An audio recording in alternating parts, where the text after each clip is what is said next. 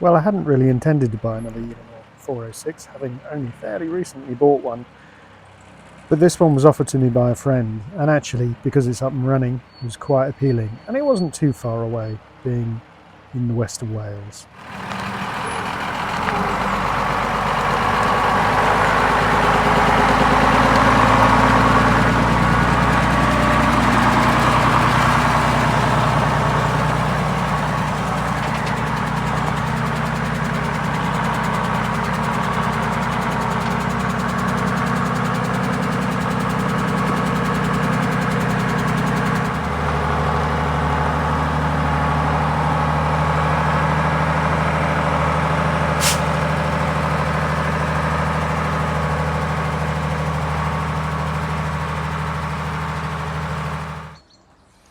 Tim, the owner of the 406, also had this rather nice and very original 411, which I took a minute to have a bit of a look round.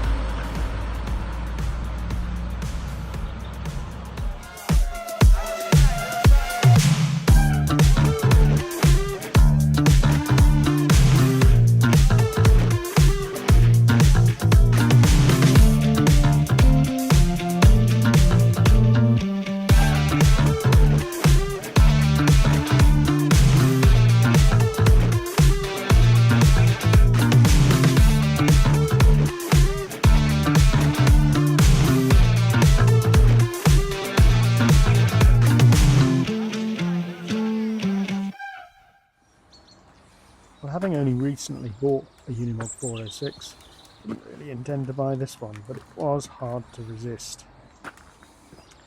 So when I went and had a look at this one, having looked at some photographs and things, and then actually went and looked it over in person, I thought it might actually fit my purposes quite well.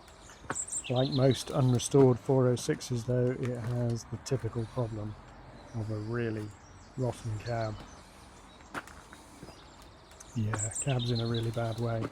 But part of what made this Unimog appeal to me is it came with a spare cab in much better condition and perfectly restorable. Another really good thing about this one is it's up and running mechanically.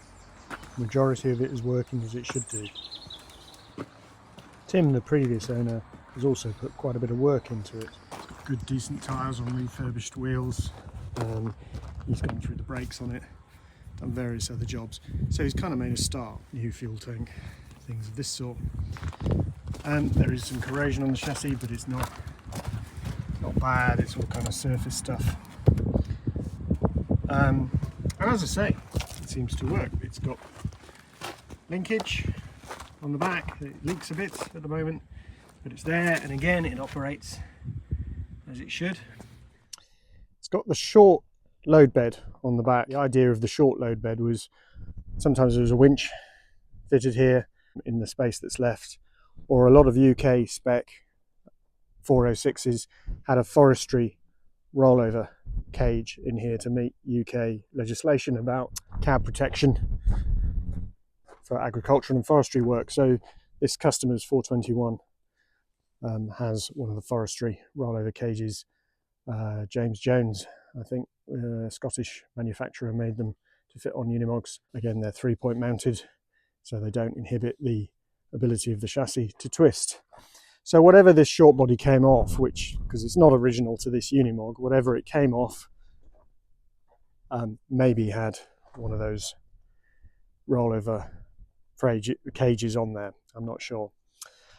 No, I'd rather actually have the full-length bed. That would be more useful to me as a tipper. So I'm going to be on the lookout, I think, for a full-length bed to fit on this one. Hopefully good used.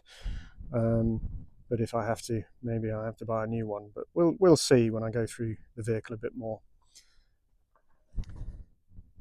So this isn't a project that's going to happen quickly because I have plenty of other work to do for customers, and that always takes priority because it pays the bills.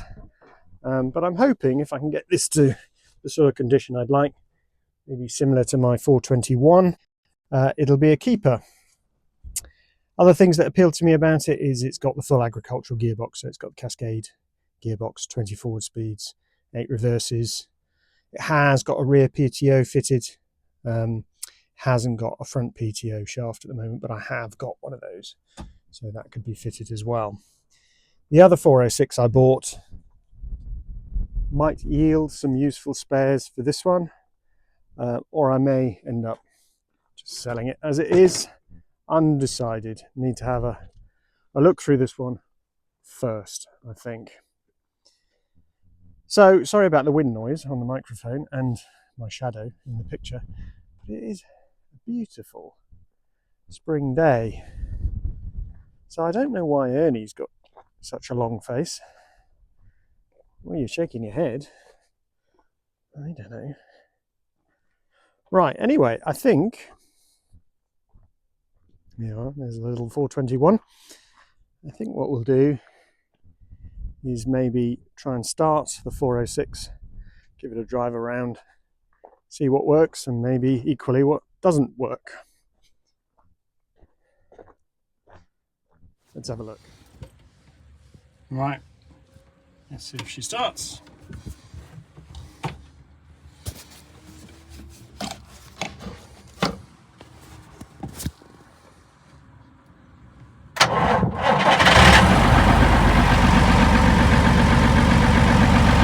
Well, I can't complain at that. It's the first time starting since yesterday, and it's fired straight up.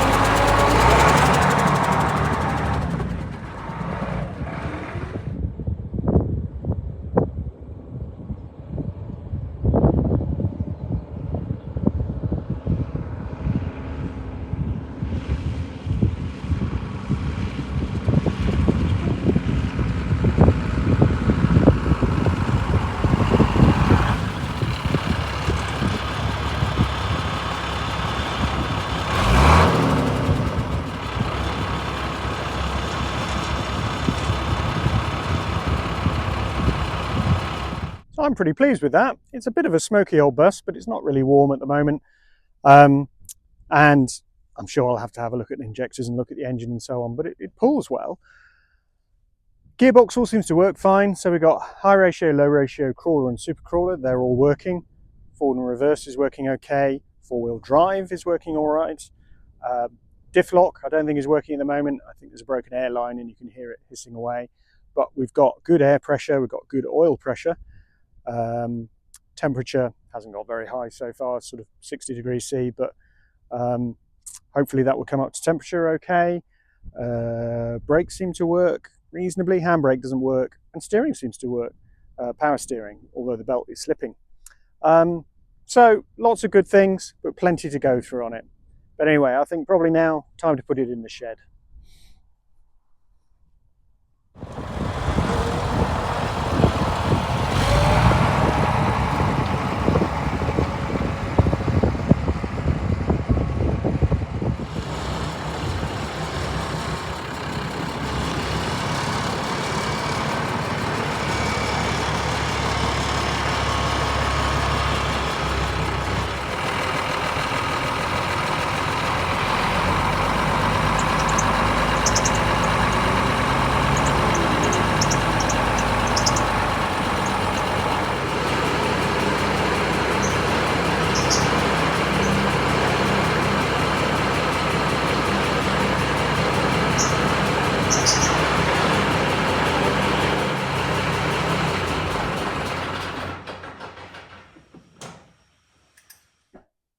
Well, after a bit of toing and froing, got it back in the shed and in the dry, and it's going to stay there for a while now. As I say, plenty of other projects to work on, but at least now I think I've got a 406 with some real potential for the things I might want to do for it, both as an enthusiast and potentially as part of what I do as a business. Oh, and if anybody's got a good rear body for a 406 who's in the UK, I may well be interested. I think it's the same body, full length body, right up to the U1600, so the 424 series and the 427 series should also fit. I don't mind if it's got a bit of surface corrosion, but no structural rust. So if you've got one, let me know in the comments, as I may well be interested in it. Anyway, hope it's been interesting to you. Thanks for watching, and I'll see you in the next one.